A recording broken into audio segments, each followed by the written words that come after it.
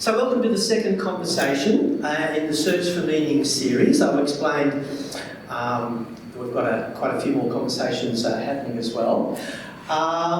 So really I think of it as welcome to the growing club of enlightened souls in the mountains. So, and if you're not enlightened today, or before today, you will be after my chat with Jay. It's debatable.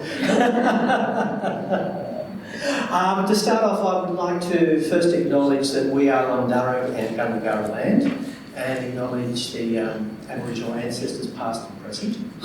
Pay my respects. And look, we'll get straight into it, introducing Jay. Now, I had a chat with all the people I had a conversation with. I have an initial chat with them to find out all their scandals and nasty things so that we can talk about them here. I'm joking, of course. Jay hasn't got me. But, yeah. Jay described his upbringing as a boy as an ordinary suburban upbringing, although he did say he almost got killed by a car when he was riding his bike as a young boy. And for Jay, going to school was, I think he described it as sort of scratching your eyes with sandpaper or something. That was the sort of experience that Jay described going to school. So Jay is very much self-taught, I suppose you could say. He's had done lots of different things. He's started up a business cleaning boats. He's sold mobile phones, been a salesman. But most recently, Jay started up a coaching room. And so Jay these days is an executive coach, particularly specialising in areas such as leadership development. And he's coached with all sorts of people in the corporate sector. Jay is passionate about rugby, and that might be something we'll talk about today. So he's been coaching with the Waratahs and more recently Fijian rugby. I know Jay personally as a facilitator. I've been to some of the courses that Jay's run in the area of neuro-linguistic programming. Joe's coached me and helped me to get through some of my, revealed to me some of the things I perhaps didn't want to see, but he's helped me to see them in the nicest possible ways. And yeah, I know him as a friend. So I'd like you to welcome Jay Hedley. Now, this whole series is very much, the Search for Meaning title comes from Viktor Frankl's book, The Search for Meaning. Viktor Frankl, if you don't know, was a survivor of the concentration camps in World War II. He wrote a book called Man's Search for Meaning. And I know that Viktor Frankl has been a bit of an inspiration for Jay in his work at the coaching room as well. So I thought I'd start this little conversation with a bit of a quote from Viktor Frankl. And we'll go from there. Sure. Viktor Frankl said, and this is what he sort of learned from his whole experience surviving the concentration camps. He said, everything can be taken from a man but one thing, the last of the human freedoms, to choose one's attitude in any given set of circumstances, to choose one's own way. So Jay, what does that quote mean for you? So Victor was, he didn't inspire me, he inspired really a different kind of psychology. And it was the movement of really developmental psychology and in particular what was termed then positive psychology, which Abraham Maslow followed and a bunch of other outstanding psychologists and people who were even in psychiatry, were looking for a different way, because up to then psychology had really studied sickness and illness. And what Victor did was Victor came out of the Holocaust, out of Auschwitz. What he said was a socially and mentally healthy human being. And he was emaciated. He was 23 kilograms when he came out. He looked like a stick figure. And he came out, and the way he got through it, when he first went into Auschwitz, they took his manuscript, which was Man's Search for Meaning. And the capo, who was a Jewish guy, who would work for the Germans because they gave him cigarettes and extra food, looked at him and he said, you can't take this from me, it's my life's work. And Carpo said, no shit. And Victor knew he had to give it up. But as he gave it up, the meaning he made of that, and this is Victor's brilliance, is that meaning's an inside job. This is what he's pointing to. It's not an outside job. So you've never tripped over a hunk of meaning, you've never, gone to the fridge and opened it up and gone, who left their old meanings in the fridge? It's, the expiry date's gone off on those meanings. We make them, we create them inside of us. So it's interesting that it was the one thing that Victor really didn't, he got it, but he really didn't quite get it. Because he still talked about finding meaning. Okay. And So you can't find it. why can't you find meaning? Because it's not out here. So it's like leave it under the chair. We create. It's an inside job that we create the meaningfulness. It comes from us. It's a creation. It's a structuring. Mm-hmm. So it's we take the world in and we represent it to ourselves. Yeah. And one of the ways we represent it to ourselves is having a conversation to ourselves. Does anybody talk to themselves in their head? You might be talking to yourself in their head. Right now you might be asking, talk to myself, what does it mean talk? That's what I'm talking about. And so that's one way we make meaning. Okay, so let's personalise it a little bit. How did you create meaning for yourself in your life? So I looked for it. I looked within and I asked myself the question, why am I doing what I'm doing? At the time we were, Joseph, the managing partner of my business, the coaching room, and we were looking for, what are we about? Why are we doing what we're doing? Why are we helping people? We help people first and foremost grow up. Yeah? So get beyond the voice in the head, because the voice in the head is limiting you. So growing up means growing up past that. Can you talk a little bit about that? I mean, how does the voice in our head limit us? Well, it's called superego in psychology, and it starts around about 7 years of age, and it's your ingestion of your parents' voice, and we do something really classy. We swap it over into our own voice, and we begin to self-parent. So it's how we parent ourselves. It's part of the individuation process of becoming an individual human being, separate from our parents. So to grow up literally means to grow up as an independent, oriented human being, which doesn't need to be seen anymore in the face of others, that is now an authentic expression of ourself, whatever that is.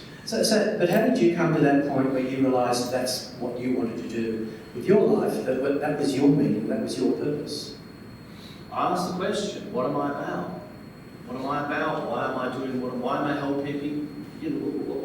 What's it on behalf of? And then one morning, I was in the shower, and you and I talked about this, and I don't recall the numbers, but Adam Spencer was on the radio, and he talked about an inordinate amount of people on the planet by 2050,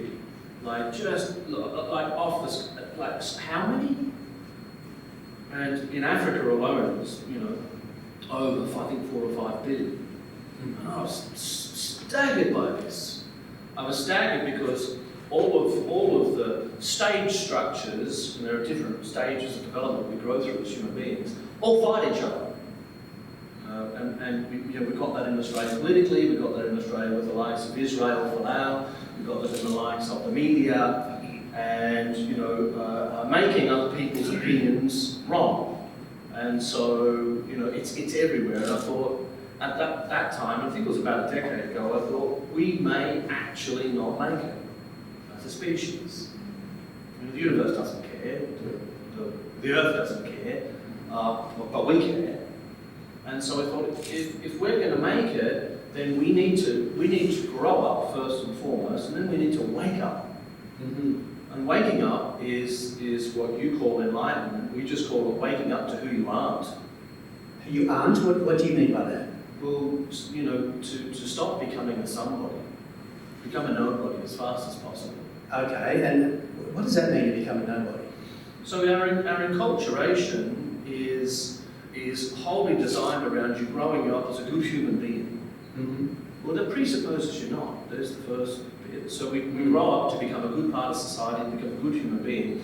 And then we're given the next level of the dream, which is to become a somebody, to make something of ourselves, to achieve. Mm-hmm. And then, of course, I begin to identify, I am my achievement, I am my material things, my phone, my car, my wife, my house, And so we're becoming a somebody, but then we wake up to that and eventually go, what's all of that about?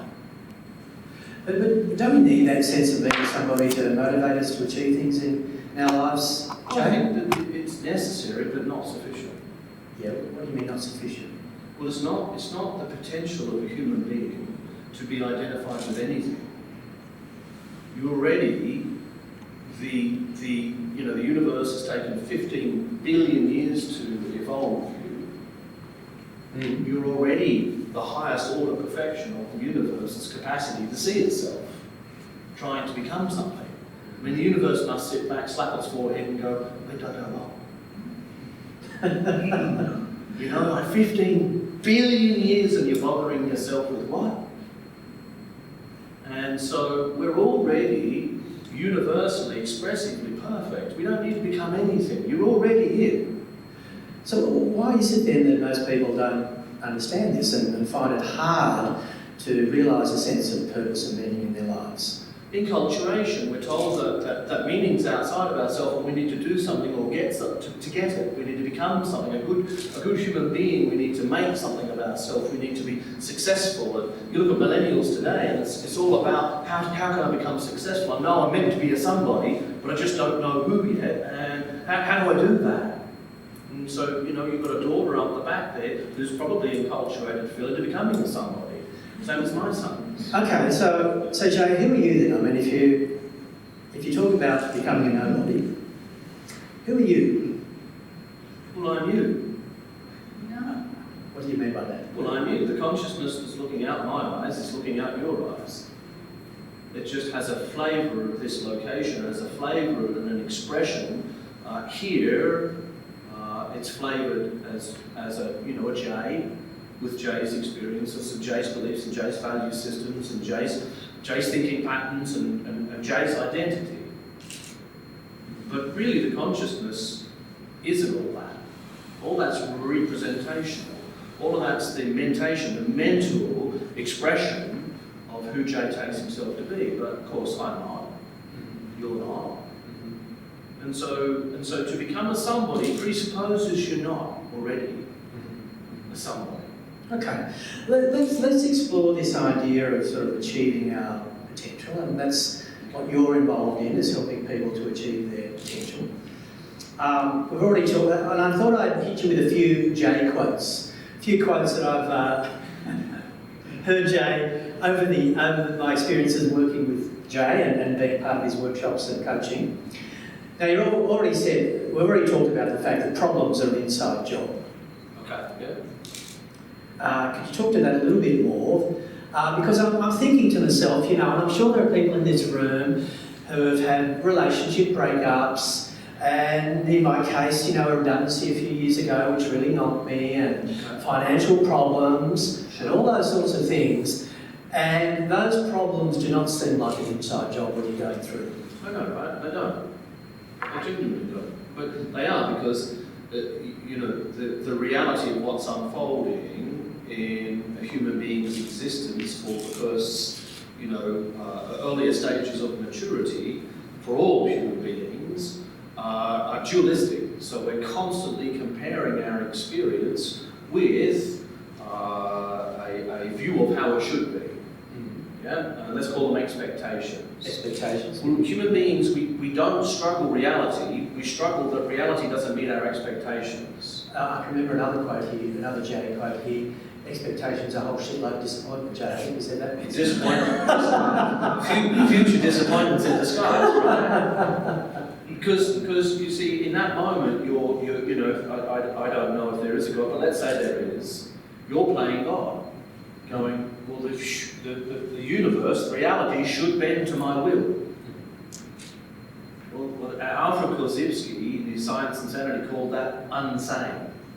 Unsane? Yeah. Could you explain that? Not insane, but unsane. Unsane? We're unsane. We don't deal with reality. We're constantly comparing it to a representation of how it could or should be, and that is our enculturation. You know, we're enculturated to when you were given language, you were given the capacity to think. You were given the capacity to make meaning. It was all embedded in the language. So you're simply playing. I'm simply playing out. We're all playing out that enculturation through different stages of meaning making.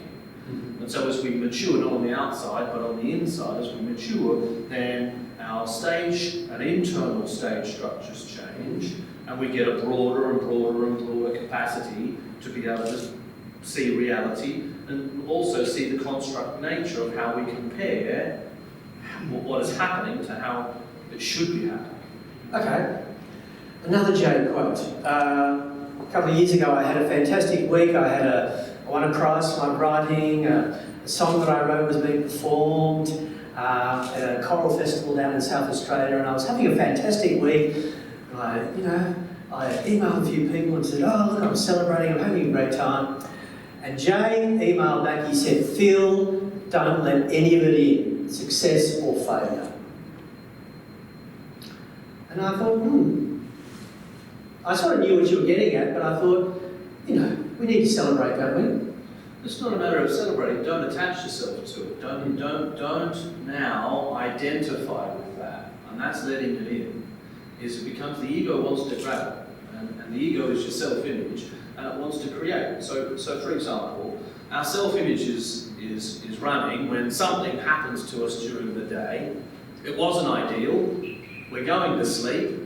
And the self-image needs to reconstruct itself. So what it does is it plays out that event in a variety of different ways of how we'd have liked to it. Anybody experienced that, where you play it out the way you would have liked, I said, and stuff you, and then you're saying it the way you wanted it to happen, right? So there's you reconstructing the self-image to get it back to parity. And then of course you go to sleep, only so that you'll wake up with your structures back intact. And then the events that occur that sit outside those seem to pull the structures apart, but that breaking down is actually breaking through, if you know.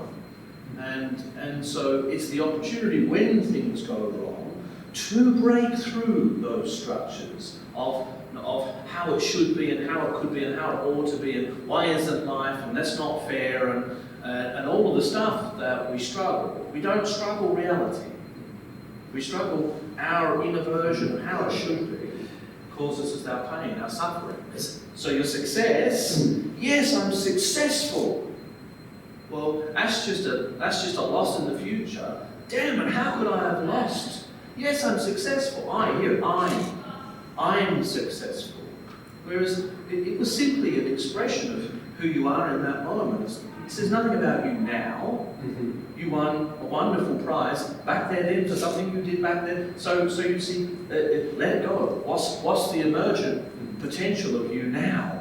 Not then. This is sort of similar to the Buddhist idea of sort of equanimity, I suppose, Jay. Equanimity. Is it? In the face of success or failure or whatever's happening in your life. So happiness is also dualistic. So happiness, how do you know you're happy, Phil? You're not shit, right? Well, there's a comparison. I'm so happy because I don't feel shit. So there's dualistic comparison. So emotions, energy and motion, and there is only one emotion. There's not 4,000 of them. There's 4,000 expressions of the same emotion. But emotion is energy moving through the body and causing. We bring language and therefore meaning structures to that, and that's how we experience it. If you're going up a roller coaster, and it's the world's largest roller coaster, is it fear or excitement of being at the very, very top, ready to go upside down 40 times? Both. It's neither, actually. That's how you code it, you see? For the teenager, it's just damned exciting, For a 50-year-old, it can be absolutely terrifying because we know that, there's only one chance. You fuck it up, you're done. We've got a sense of mortality wired in, but the feeling's the same in the body. how we code it and therefore how we experience it is quite different. Okay. This is perhaps my favourite quote. A couple of years ago, I was having a chat to Jay about the fact that, like, there's a fair amount of anxiety about getting up and performing music. And I said, I worry about... Still? Not as much these days. It's much better. And you'll explain why. You worry about, forgetting the lyrics and fluffing the chords and embarrassing yourself in front of other people when you get it wrong. And I said, Jay, help me. What can I do about that? And Jay said, and excuse the language, folks, he said, Phil, can you give yourself permission to fuck it up? And that was really counterintuitive for me, because I thought to myself, before you get up and perform, what you normally do is you visualise yourself getting up and being confident and performing brilliantly and getting it right. And that advice to not worry about fucking it up was completely counterintuitive. It is, yeah. It comes from Victor, and a part of his logotherapy was what he called the paradoxical embrace. And where he got it from was he used to work with stutterers. And one of the things he noticed is the stutterer never stutters to its dog. Never says, sit. Why not? Well, the dog can't judge it. Yeah? But it's not the dog judging or the person judging. It's if I stutter, it's me, and I stutter a lot, by the way, it's me judging judging me. It's all me. It was never them in the first place. It was me judging, they were judging me. So it was all an inside job. Victor realised this and realised that when we welcome in our own judgment of ourselves, the structures fall away. And so what he did, very cleverly, for stutterers, was he would give them the task of stuttering on purpose, only to find they couldn't. The harder they tried to stutter, the less they stuttered. Because what was inherent in that was permission. And so, we've got a saying, go ugly early. Get it all out the way, put it all on the table. You're going to make mistakes, get them out, learn from them, grow from them, wake up from your mistakes. And now, once you've got them all out the way, there's no fear, so just carry on and now lean into your potential. And if you do stuff something up, then it's a learning experience. How much are you going to learn? If you don't have permission to fail, how the hell are you going to learn? Okay, let's personalise this a little bit, Jay. I mean, we talked about, on a fairly theoretical basis about a lot of these concepts. How have you applied them to your life to meet challenges that you face? What are some of the difficult challenges you faced where you've had to apply this thinking and been really challenged? So, look, I think any relationship's a challenge, because any relationship is where we find our own shit.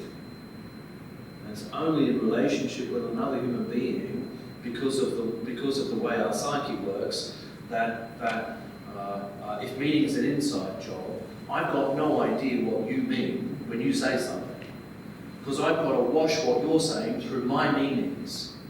So do you see, if I'm offended by what you said, it's not what you said, because I've got no idea whether you meant to be offensive or not. I have to look to myself that if I were in your position saying that, I would be being offensive. So now I wash that through and I go, how offensive? Well, actually, I just offended myself with my own meanings. I recall Joseph one day put on a photo of me, and he says, Jay's looking very gay. And one woman came on and she said, I think, that's uncalled for, Joseph. And he wrote back on Facebook and he said, I meant happy, I got no idea what you were thinking. Well, and he just nailed it. Hey, that's like, there it is, the meaning is the eye of the beholder. She was bringing her meanings to that, not his. And so when what happens is we project meaning on each other. And so in all relationships, relationship with my wife, my kids who are now adults and shouldn't be at home, but they're all still living at home. Yeah. And that's painful, because, at 12:30 in the morning, the smoke alarms are going off, and the kitchen's just a bombshell every morning, and it's like living with terrorists. but you can't really kick them out yet because they haven't quite grown their wings, and so that's where our own stuff comes up. Yeah. Building a business is also probably, if not one of the hardest things I've ever had to do. We're not a small business anymore. We're a growing international coaching organisation, and NLP would be the biggest NLP company in Australia. In executive coaching, we'd be definitely the fastest executive coaching company in Australia, and then we're expanding into sports coaching and that whole field on a global scale. That business has nearly gone to the wall 7 times. And that's not been easy, and it's brought up a lot of stuff within me that I've had to look at for myself. So what's been your biggest disappointment in this whole journey? I don't do disappointment. Or why would I bother wasting myself with disappointment?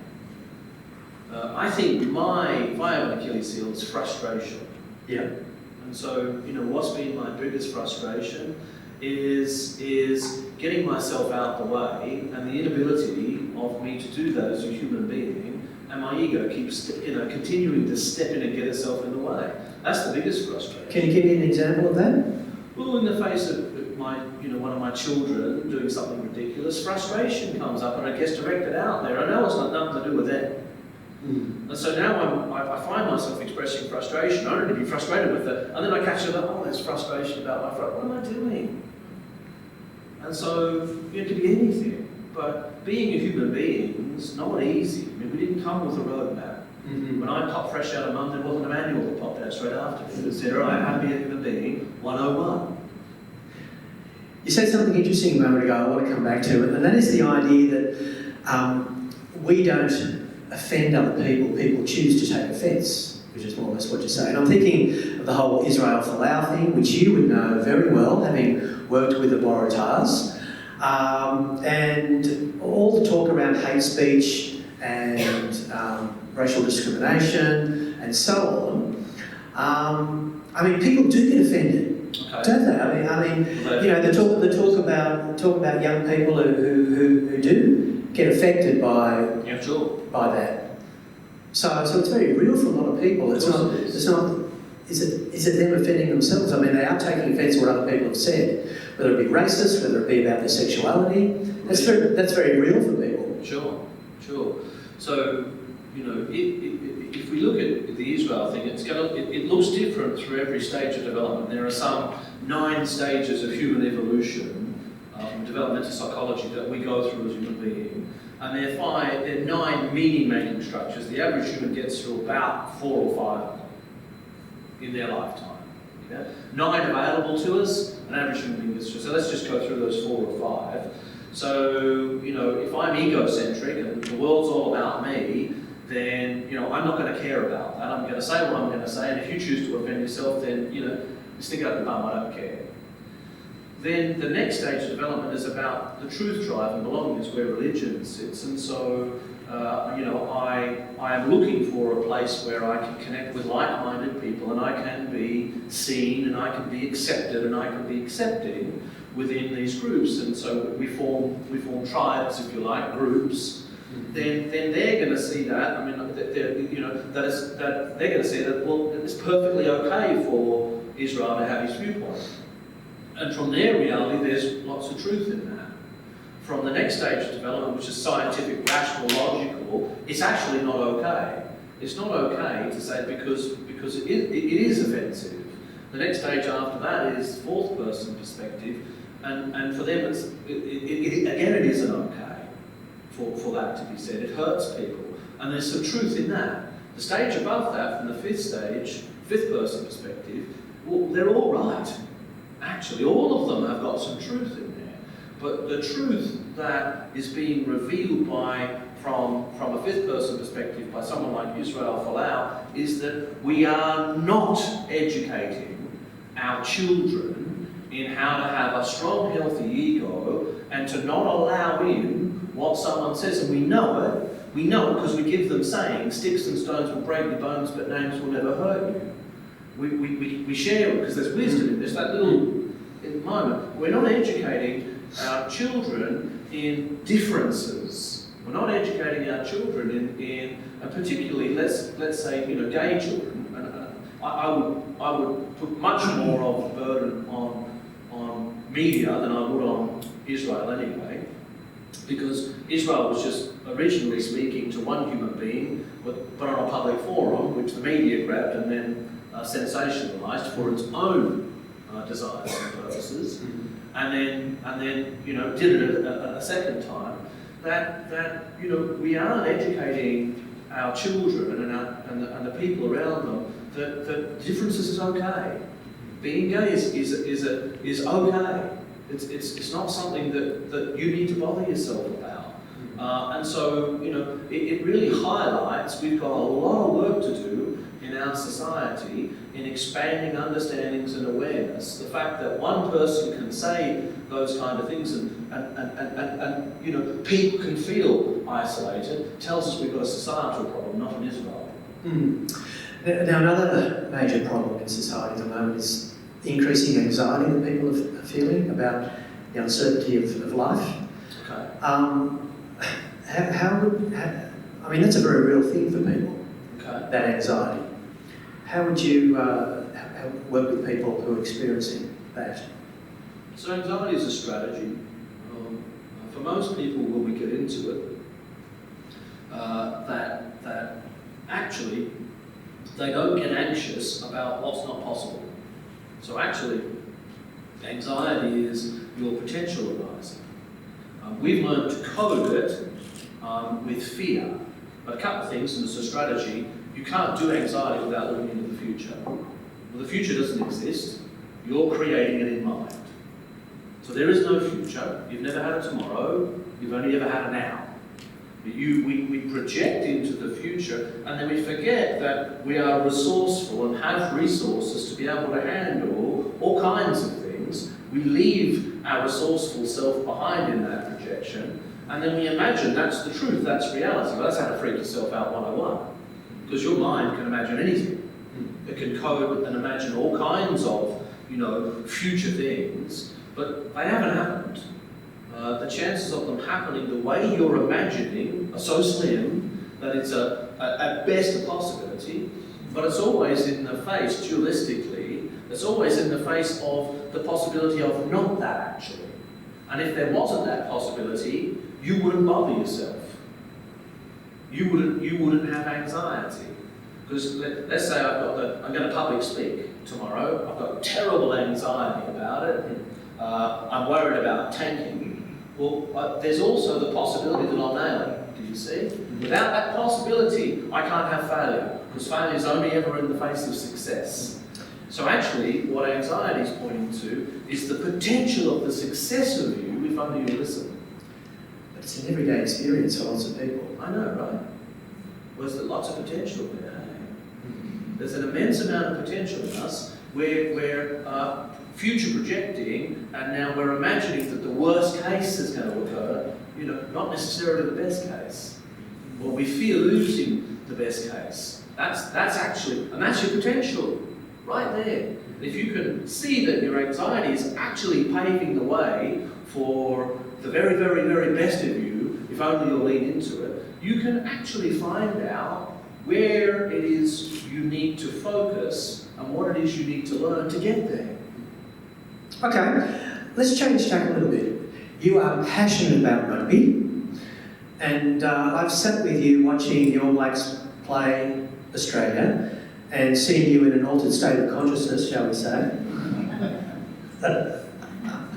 What is it that you love about rugby? Because that's really a strong part of your personal and professional life. So, in the stages of development, the stages of maturity, we have to go through them all. Developmental psychology knows that. We know we can't miss any of them. We know we have to grow through them. We have to go through them. Second person perspective, which is conformity, is about rules and discipline and dualistic reality and doing right as opposed to wrong and becoming a good human being. And we follow the rules and we become a good human being. Rugby is an expression, it's really the fullest one, like all sports. It's not just rugby, really any sport, as a full expression, is an expression of second person perspective in its ultimate health. Personally, I love rugby because we can paint some lines and then we can put some rules, and guys, instead of going and beating the crap out of each other on the train, can jump on a field and do it lawfully and enjoy it for themselves and come off and go, I gave my all out there, I'm a good human being, and as an expression of something that we're going to go through anyway. It's health, and it's a healthy expression. Very tribal as well, isn't it? Of course. Do you think that's a strong attraction of the game? Of course. That's why it attracts, young men who are thinking in black and white terms, like Israel, and who, like to be a winner as opposed to a loser. They can't yet see that there is no winning or losing. They're two halves of the whole. You can't have a win without a loss. You can't have a loss without a win. There's no winning or losing. There's just playing, actually. But we forgot that, right? When they learned how to play rugby, listen to the word, they learned to play. And it was play. And all they did was play, and they forgot that they're playing. And so what I do is I tend to remind teams that they're playing, that they've chosen to play. And so go play. Let go of the need to win, to lose, just go play. And when they go play, their potential comes online. And the fullest expression of them happens. That's occurred recently with Fiji Rugby, Sevens, which has been amazing. Okay, I want to think a little bit more, talk a little bit more about this whole tribalism in the world at the moment. There seems to be a real outburst of tribalism from Brexit to Trump. Look at it with attitudes towards asylum seekers, African gangs in Australia at the moment. How do we deal with that? To me, it seems like it's almost the most important issue we face at the moment, because tribalism inhibits cooperation. Without cooperation, we can't solve big problems like global warming and poverty alleviation. So how do we overcome this sort of growing tribalism in the world at the moment? So it's necessary, which isn't a great message that people really like to hear, but it is about finding ways like rugby for people to express that and express it in a healthy way, because we've all been through it, whether we like to remember it or not. We all had to go through those stages. We all had to go through those, and it's black-white thinking, and it's necessary, because prior to black-white thinking was egocentricity, which is, you get in my way, I'll take you down. But now you're in the club. You get in my way, I won't take you down because you're in my club. And now we're together, let's go take them down. So then, it moves from individuals to collectives, and then it moves back into the individual expression of achievement on behalf of us all. We need to go through it as conformity. It's part of what needs to happen, as conforming to a group's norms. Mm-hmm. So, as society, we need to be able to model healthy ways for particularly our youth to be able to work through those structures for themselves in healthy ways. Sport is a very healthy expression for kids to be able to do that. To be able to work through those structures for themselves, to be able to become good, disciplined human beings, to grow up, and then hopefully to become far more than that. Now, you run leadership programs. Let me set you a challenge. Imagine you were being asked to work with Donald Trump. How would you approach that challenge of working with him? I genuinely doubt he would work with me. I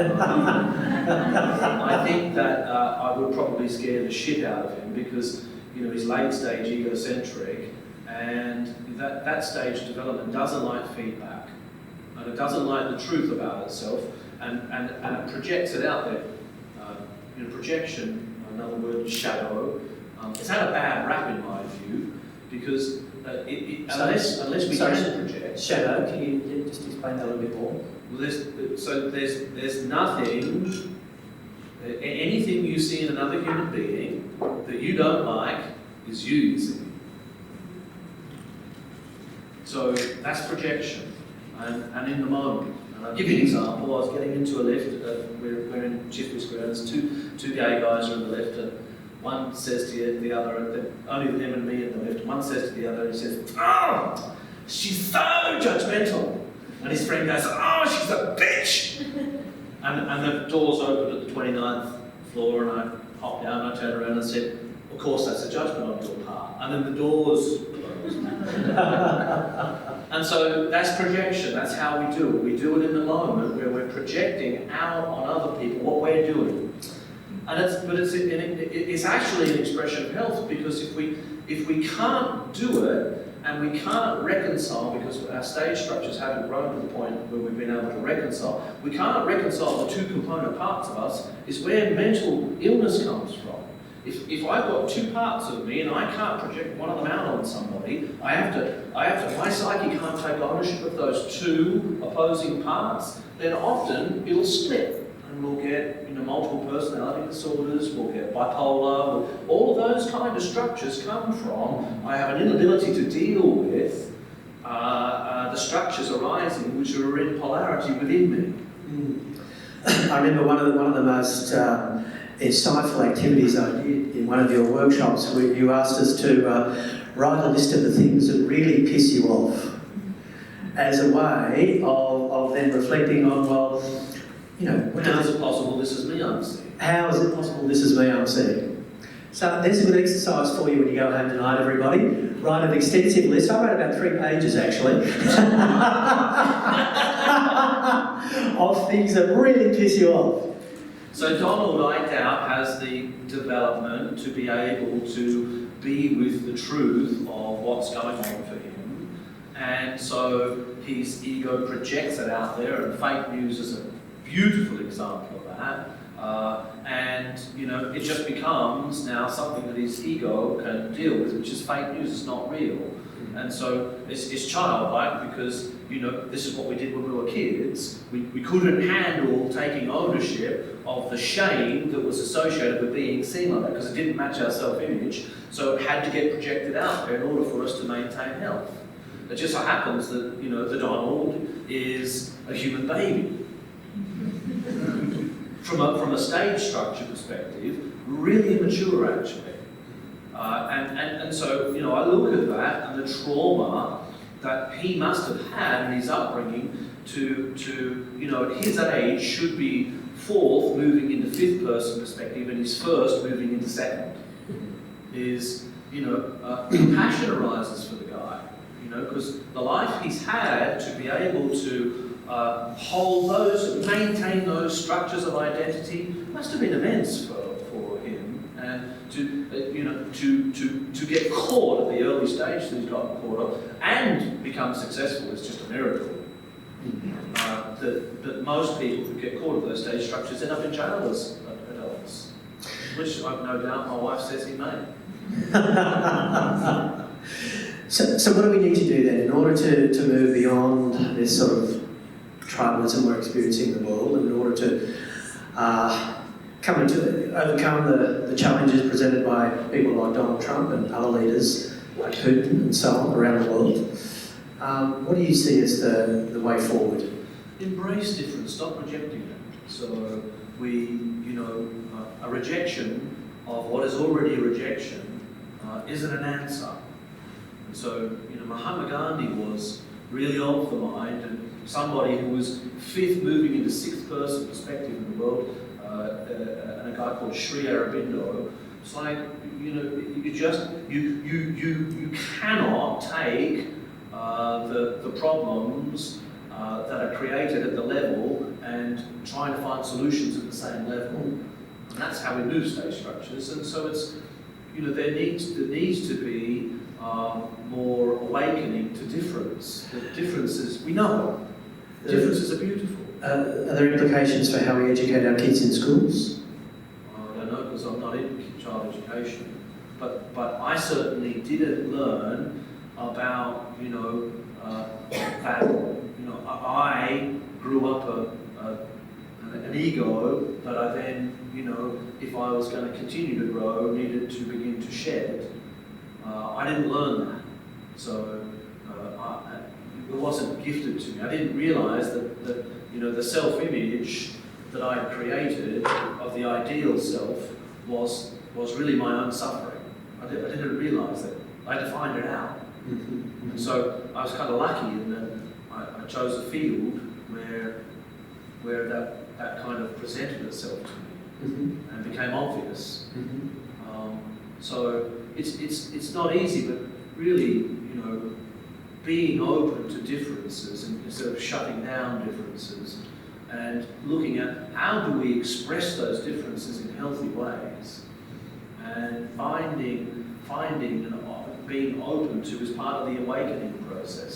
So growing up first and foremost is growing yourself up as an independent human being who doesn't need to be seen by anyone else, and then waking yourself up is waking up to the truth of really who you aren't, so that you can stop being who you are, and behind that is really your essential self. You're always here, you never left.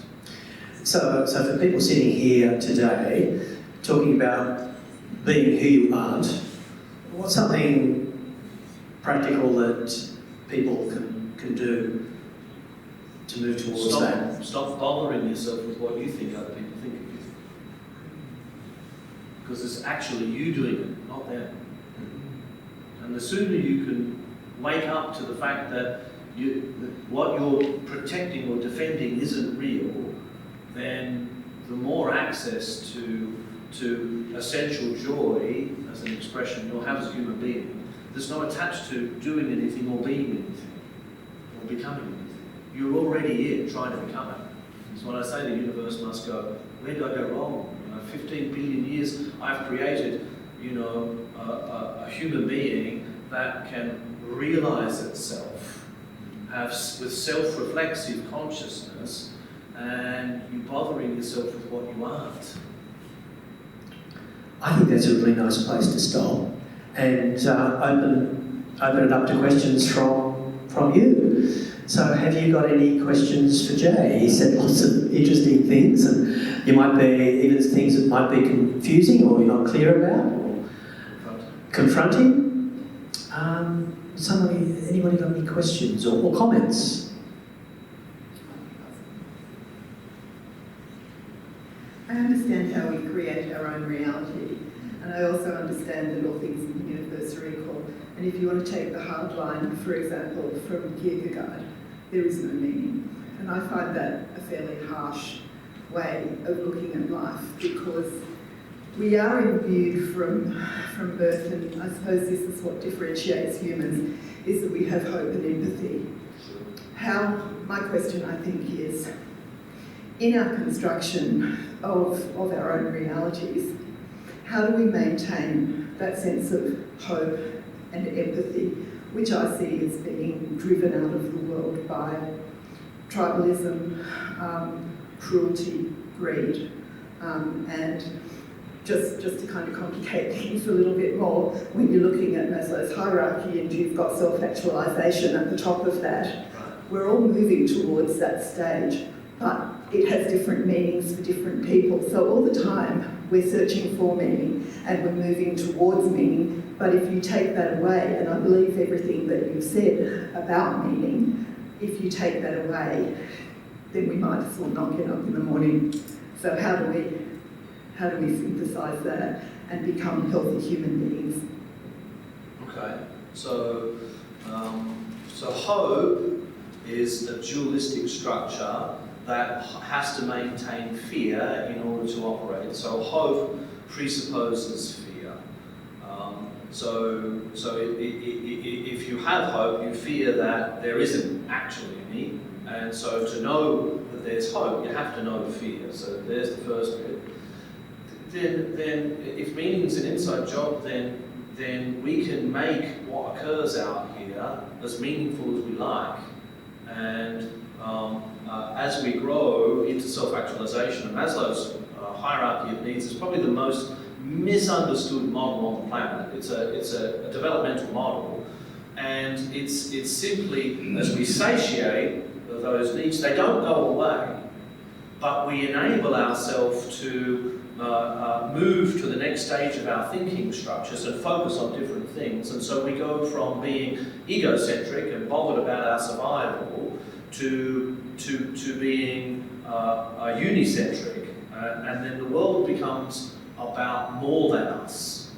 And so, that's what I hear you speaking from, is that on behalf of all of us, we become less egocentric. Our job is to wake people up, to move them as fast as possible. This is what the coaching room does in organisations. We go in with leadership, but we do anything but. We wake leaders up. We wake them up to the fact that leading is facilitating their people's development on purpose. It isn't building the organisation they think they're building, it's waking their employees and waking their clients up. When they begin to do that, the organisation takes on a very, very different ideology and a very different understanding. And it become on behalf of more than what it does. And so the coaching room's approach is to wake ourselves up, to facilitate waking people that we work with up, and then it touches. Those people touch people. We're social beings, we're relational beings. I can't change the world, but I can change me. So this is where I'm working, in this location. On behalf of that having a touch of you, on behalf of you touching another human being and another human being, as we grow through the stages, and self-actualization is just different meanings. Now things like simplicity and beauty become far more important than belonging. Yeah? But the moment I can take the air out of this room, you're going to be straight back into the early structures of survival again, trying to find a breath. So we can get pulled back through the stages at any time. Our job is to wake ourselves up, to find our gravity, in the highest expression of ourselves, wherever we are. And so meaning it changes as we grow up. It changes as we wake up. And so, my meaning is, I cannot change the world, but I can change me, which is facilitating the world waking up, which 100% will change the world. Thank you. Other questions? Comments?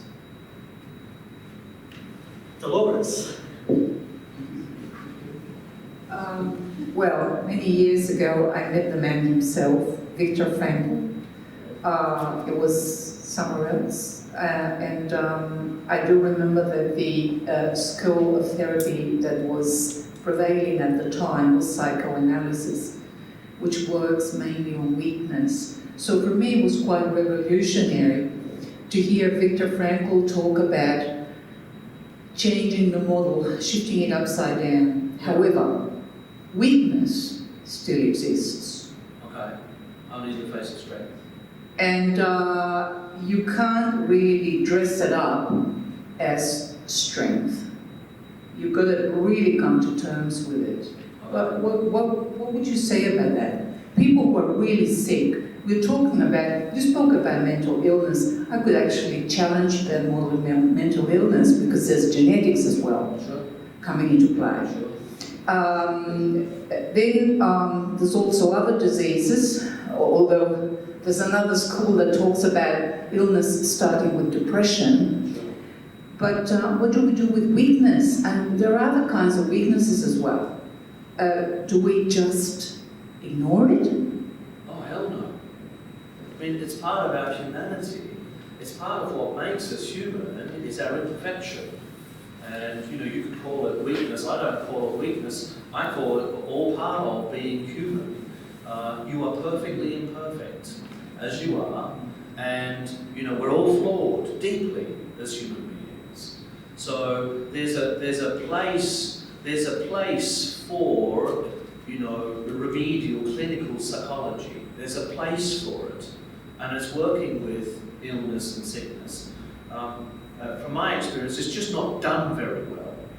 And Victor was one of the people that were looking at doing it differently. Around that, Rollo-May, there was Virginia Satir, Fritz Perls, who were doing extraordinary things. The those people have led some lineages which are doing psychology in a really healthy way and doing therapy in a really healthy way. And in my experience, there's too few people doing that. But there's a place for it. It's not what we do, because it's not. We're working with healthy human beings at the top of their game to unleash the fullest potential of them. But there's definitely a place in helping people who can't help themselves, who need reparenting, who've had massive trauma, and need to resolve that trauma. So there's a space and a place for it. Thank you.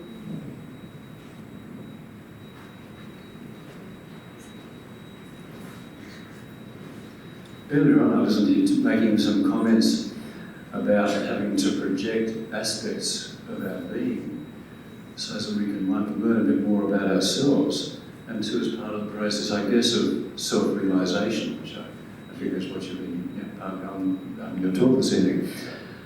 Phil brought up the subject of, Phil talked about tribalism, and it reminds me of a quote that was apparently maybe attributed to Freud, and he said, all people need someone or something to hate. I'd like to hear your comments on the expression, we all need someone or something to hate. At that stage of development, we do, because our psyche is moved from, it's all about me, the universe revolves around me, to, well, actually, it's about more than me, it's about us, but a small group of us. And so that small group presupposes another group of not like us, not like us. And so this group to exist needs to have its polar opposite, to hate. So at that stage of development is true. That's why rugby is such a fabulous expression of that concept. Because I can hate you on the field on these lines, and I can, within these laws, I can tackle you hard and prove myself that I'm better than you. I come off the field and it's all left on there. So same with tennis, same with netball, same with the great expressions of that stage of development, having someone to hate, the other team. But of course, that doesn't actually exist. There is no winning or losing. We know that because the moment we win, we're facing our next loss. So what I do is I teach teams how to lose, actually. It's counterintuitive, hey? But learning how to lose means you learn how to learn, grow, and develop from that loss, enables you to express the highest potential, and what comes with that is just winning. But ultimately, the winning is in the playing. That's why we started. That's why we started to play, right? Because we love to play, and play as a highest expression is a self-actualized expression. Play, we just forgot it. We just forgot to play. We get incredibly serious, and then we get stupid. We've got time for one last question or comment. Thank you. Joe, it's very interesting what you have to say, although a number of things have rubbed me up big time along the way. And the main source of it, I think, is, and I would like you to possibly offer me some kind of reading to understand this. I disagree at this point with your view of duality. Everything has a duality. I know there's a lot written about this, but it's not a field I'm familiar with. Some of the other things you said I am. So I just wondered if you, because I find it really annoys me. So What annoys you? For example, fear. What's the other one on fear? Hope. Fear and hope. I just do not see. I can see it could exist sometimes, but I don't see it as a set thing all the time at all. Okay. So I just need to educate myself as to that thinking to see how much I would still be irritated with you or not. After all, it is a duality. Well, you're irritating yourself in the face of me is a duality, because you need somebody out there to irritate you. You see, so there's immediately a duality. How do you know you're happy? When you're happy, how do you know you're happy? I can tell you. My body is more relaxed. Yeah. I can look out and say, oh, gee, I wish it was a sunny day. It's not, but it still is lovely. So there's the duality, you see. More as opposed to less. It's in the word more. I'm more relaxed, presuppose I'm not less. So I'm not less, therefore I know I'm happy. You have to leverage and reference less to know you're more. That might be just to clear. Even Siri knows that.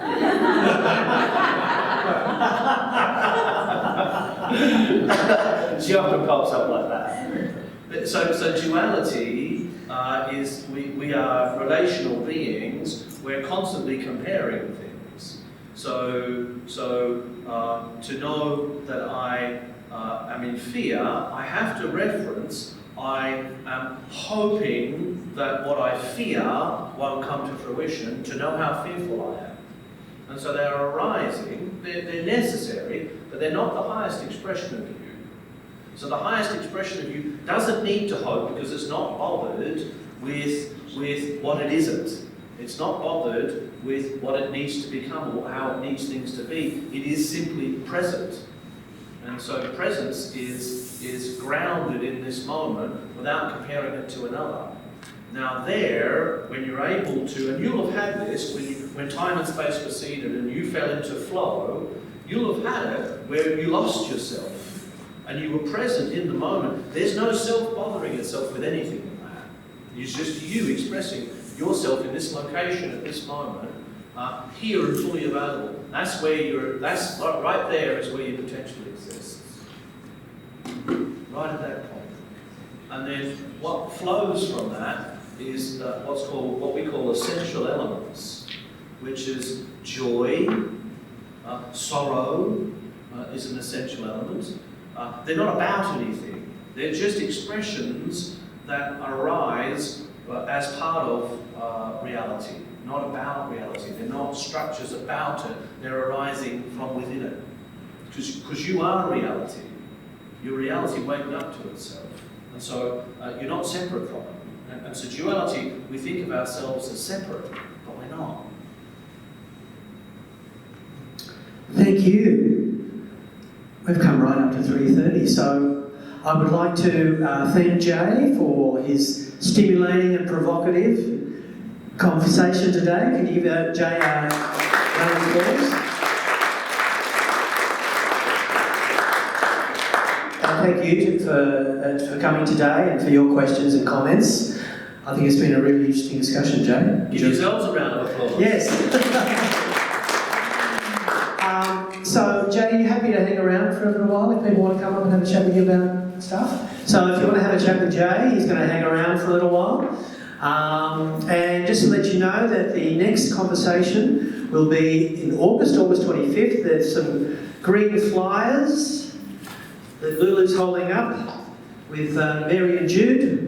You're talking with Mary and Jude. That'll be a totally different conversation, I can guarantee that. Totally different conversation. But yeah, so come along and look forward to seeing you at the next one. Thank you very much for coming.